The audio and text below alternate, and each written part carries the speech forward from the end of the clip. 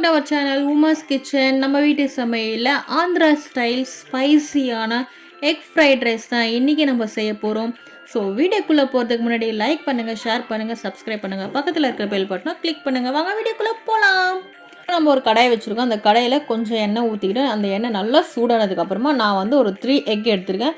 அந்த 3 எக்கு வந்து பார்த்திங்கன்னா நல்லா ஃப்ரை பண்ணிக்கணும். அதில் வந்து கொஞ்சமாக சால்ட்டு சேர்த்துக்கோங்க. சேர்த்துட்டு நல்லா வந்து ஃப்ரை பண்ணிவிடுங்க. ஃப்ரை பண்ணதுக்கப்புறமா கொஞ்சமாக வந்து பெப்பர் தூளும் சேர்த்துக்கோங்க. சேர்த்துட்டு நல்லா ஃப்ரை பண்ணிவிடுங்க. நல்லா ஃப்ரை ஆனதுக்கப்புறமா அது வந்து ஒரு தனியாக ஒரு பிளேட்டை ட்ரான்ஸ்ஃபர் பண்ணிக்கலாம். ஸோ அதுக்கப்புறம் பார்த்திங்கன்னா அதே கடாயில் வந்து நம்ம வந்து கொஞ்சமாக எண்ணெய் ஊற்றிக்கிட்டு அதில் வந்து பார்த்திங்கன்னா கொஞ்சமாக கடுகு சேர்த்துக்கலாம். சேர்த்ததுக்கப்புறம் அந்த கடுகு நல்லா பொரிஞ்சு வந்ததுக்கப்புறமா நான் வந்து ஒரு 3 ஆனியன் வந்து ஸ்லைஸாக கட் பண்ணியிருக்கேன். அந்த ஆனியன் இதில் சேர்த்துக்கலாம். சேர்த்துட்டு நல்லா வதங்கினதுக்கப்புறமா அதில் வந்து கொஞ்சமாக கருவேப்பிலையும் சேர்த்துக்கலாம். சேர்த்துட்டு நல்லா ஃப்ரை பண்ணிவிட்டு இப்போ கோஸு சேர்த்ததுக்கப்புறமா நல்லா வந்து கொஞ்சம் வதக்கிக்கலாம். வதக்கினதுக்கப்புறமா கேரட் சேர்த்துக்கலாம். கேரட் சேர்த்ததுக்கப்புறம் பீன்ஸு சேர்த்துக்கலாம். பீன்ஸும் சேர்த்ததுக்கப்புறமா நல்லா வதக்கலாம்.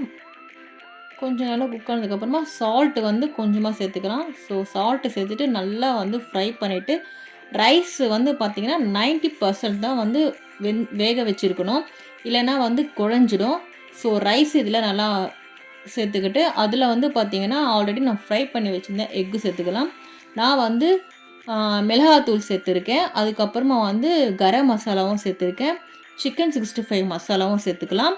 ஸோ இதையெல்லாம் சேர்த்ததுக்கப்புறமா லாஸ்ட்டாக வந்து கொஞ்சமாக வந்து பெப்பரும் சேர்த்துக்கலாம். ஸோ எல்லாம் சேர்த்ததுக்கப்புறமா இதை வந்து மிக்ஸ் பண்ணிக்கலாம் நல்லா. ஸோ நல்லா மிக்ஸ் ஆனதுக்கப்புறமா அதில் வந்து பார்த்திங்கன்னா ஒரு 1 ஸ்பூன் வந்து சோயா சாஸ் நான் சேர்த்துருக்கேன். ஸோ உங்களுக்கு வேணும்னா நீங்கள் சேர்த்துக்கலாம். இது ஆப்ஷனல் தான். ஸோ அதுக்கப்புறமா பார்த்திங்கன்னா நல்லாவே மிக்ஸ் பண்ணிக்கலாம். அதில் வந்து கொஞ்சமாக சால்ட்டை சேர்த்துக்கோங்க. ஆல்ரெடி நான் சால்ட்டு சேர்த்துருக்கேன். ஸோ திருப்பி நீங்கள் வந்து கொஞ்சமாக சேர்த்துக்கோங்க. ஸோ அவ்வளோதான், ஸ்பைசியான Andhra style fried rice ready.